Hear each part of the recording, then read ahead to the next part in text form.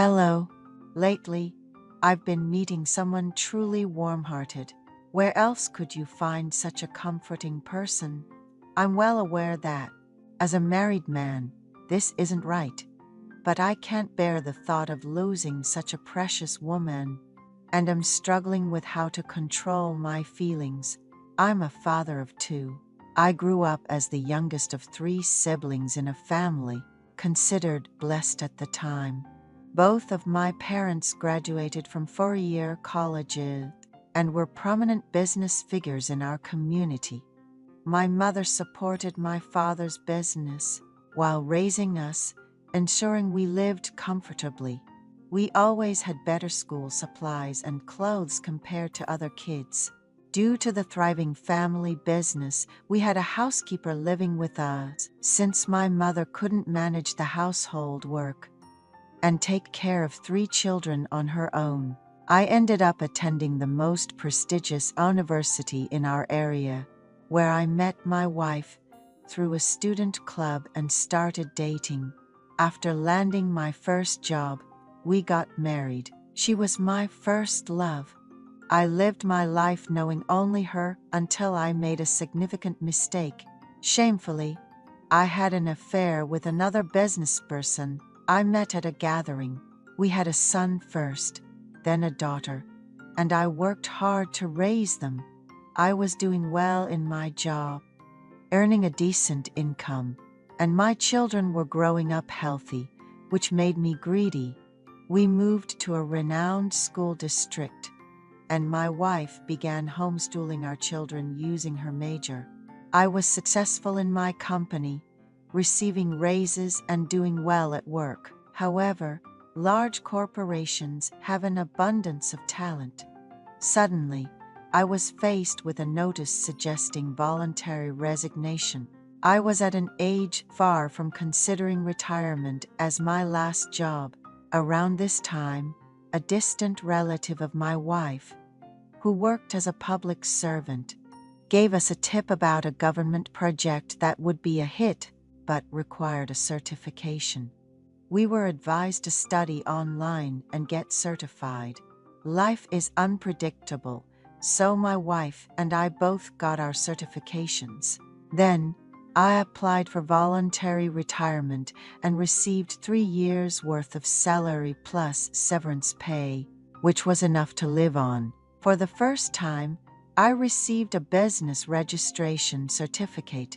Although the business, being government-run, wasn't hugely profitable, it freed me from the daily overtime, competition, and exams, which was a significant advantage.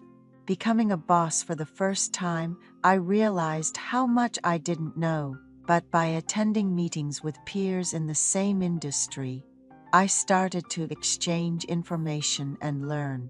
Working together frequently meant we found ourselves on the phone several times a day discussing work. Since our offices were close by, face-to-face meetings to tackle work tasks became common. The groundwork of our friendship was laid when Sophia, who had recently started her own business, asked me for advice. I provided her with some guidance, and she was able to resolve her issue successfully.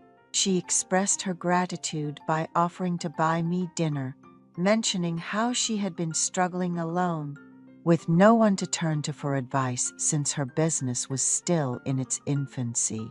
My wife has always understood that my job couldn't be done alone.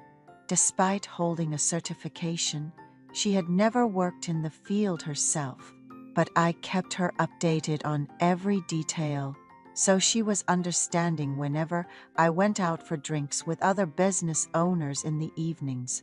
One day, I suddenly had dinner plans and met up with Sophia. She shared how taxing and uncertain the business felt, even though it required minimal capital being a government project. I encouraged her, saying that persistence and sharing information would eventually bring good fortune. I'm not much of a drinker, but I enjoy good conversation.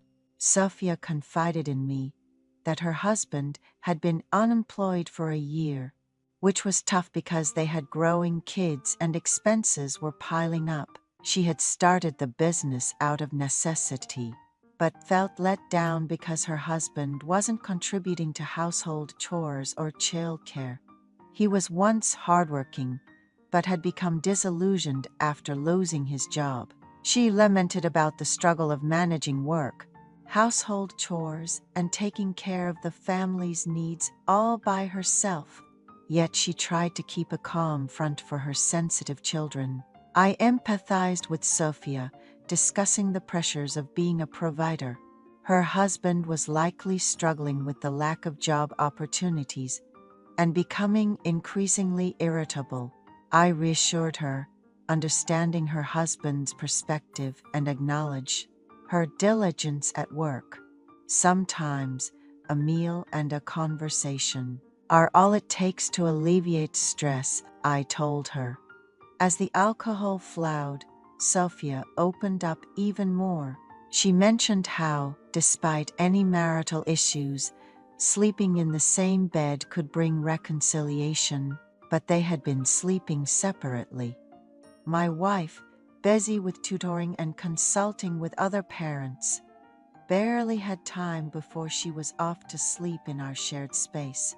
Sophia and I realized what we needed from each other in that moment of urgency, leading to a visit to my office to address what was lacking.